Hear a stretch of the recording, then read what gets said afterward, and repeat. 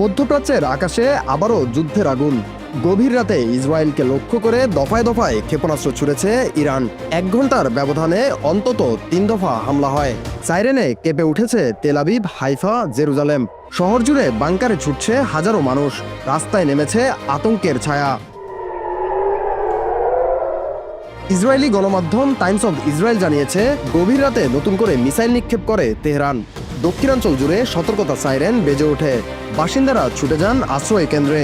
আকাশে ইন্টারসেপ্টর মিসাইলের ঝলকানি, বিস্ফোরণের শব্দ, পুরোটাই যেন এক সিনেমা দৃশ্য। এদিকে ইরানের বিপ্লবী গার্ড বাহিনী দাবি করছে, পারস্য উপসাগরে অবস্থানরত মার্কিন রণতরী ইউএসএস আব্রাহাম লিঙ্কনকে লক্ষ্য করেও হামলা চালানো হয়। তবে একজন মার্কিন কর্মকর্তা আল জাজিরাকে জানিয়েছেন, রণতরী অক্ষত আছে, স্বাভাবিক কার্যক্রম চালিয়ে যাচ্ছে। কিন্তু তারাও কোনো দৃশ্যমান প্রমাণ প্রকাশ করতে পারেনি। ফলে প্রশ্ন থেকেই যাচ্ছে। মধ্যপ্রাচ্যে উত্তেজনার আগুন দাউ দাউ করে জ্বলছে। ইরানের সর্বোচ্চ নেতা আয়াতুল্লাহ খামেনির হত্যার প্রতিশোধ নেওয়ার ঘোষণা ঘিরেই এই সংঘাতের বিস্তার। তেহরান স্পষ্ট জানিয়েছে, শুধু ইসরায়েল নয়, মধ্যপ্রাচ্যে থাকা মার্কিন ঘাঁটিগুলোও তাদের লক্ষ্যবস্তু।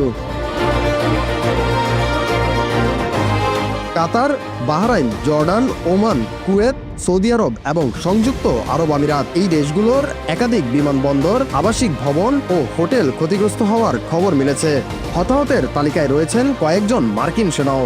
যদিও প্রত্যেক দেশের পক্ষ থেকে বিস্তারিত আনুষ্ঠানিক বিবৃতি এখনও স্পষ্ট নয়। ইসরায়েলের ভেতরেও আঘাত কম আসেনি। তেল আবিবে একটি ক্ষেপণাস্ত্র সরাসরি আঘাত এনেছে বলে স্থানীয় সূত্র জানিয়েছে। হাইফা ও জেরুজালেমেও বিস্ফোরণের খবর পাওয়া গেছে।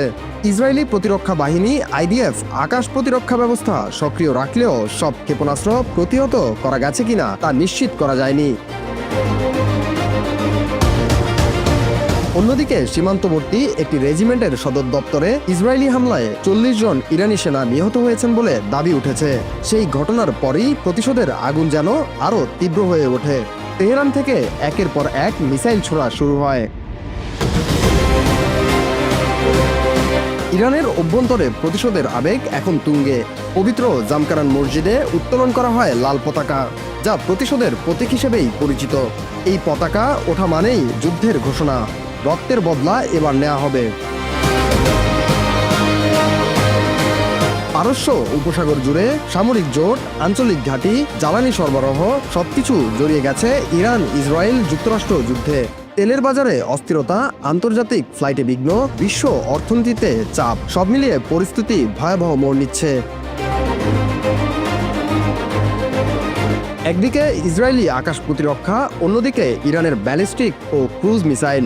দুই পক্ষই শক্তি প্রদর্শনে পিছু হটছে না। প্রতিটি বিস্ফোরণ যেন আরেকটি পাল্টা আঘাতের আভাস। রাতভর সাইরেন, আগুনের রেখা আর বিস্ফোরণের শব্দ। মধ্যপ্রাচ্য যেন আরেকটি সংঘাতের দ্বারপ্রান্তে দাঁড়িয়ে। খামেনির রক্তের বদলা নেওয়ার শপথে অটল তেহরান, আর নিজেদের নিরাপত্তা নিশ্চিত করতে দৃঢ় তেল আবিব। এই আগুন কোথায় গিয়ে থামবে তা এখনও অনিশ্চিত।